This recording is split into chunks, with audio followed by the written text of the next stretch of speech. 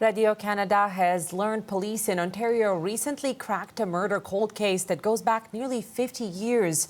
Ontario Provincial Police identified a woman whose body was found in a river near Ottawa in 1975. The CBC's Daniel LeBlanc joins me from Ottawa for more on this. Daniel, what have police discovered in this case? Well, there are two major new elements that came out in court documents that we obtained at the courthouse in L'Orignal. Basically, the police have identified clearly the victim in this case. So for 48 years, she was known solely under her moniker of River Nation Lady, because no one could identify her in Montreal, in Ontario, in Quebec, anywhere she'd been. People did not know who she was. They thought she might have been European. In fact, her name was Jewell Langford. She came from Tennessee, from the city of Jackson. She had lived most of her life there in the southern United States, but had moved to Quebec.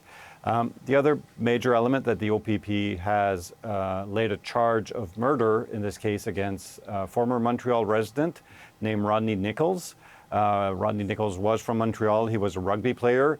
He knew Jewell Langford. The extent of the relationship is not clear. And so he's been charged. He's now 81. And he's living in Florida, in the city of Hollywood, in a retirement home. We've tried to reach him but failed to do so. And there's now a process to extradite him and to bring him back to Canada, where he would face a charge of murder in the relation to the case of Jewell Langford. What a fascinating story. Daniel, why wasn't this case solved in 1975? I mean, what took so long? Almost 50 years, as you said. I think it's purely complicated by borders, territories, jurisdictions. So this is a case of a woman from Tennessee who was declared missing in Montreal, but whose body was found in Ontario.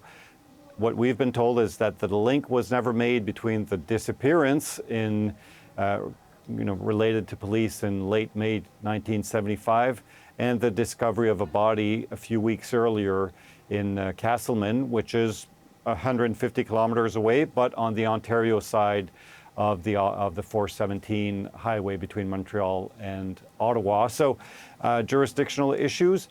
This case was solved with the help of DNA, and so police have definitely identified the victim in this case, but that's what it took, nearly, as you say, 50 years later for police to identify who had died. And from that point on, the investigation led to the charge of murder against Rodney Nichols. Thank you so much for this context. That's the CBC's Daniel LeBlanc.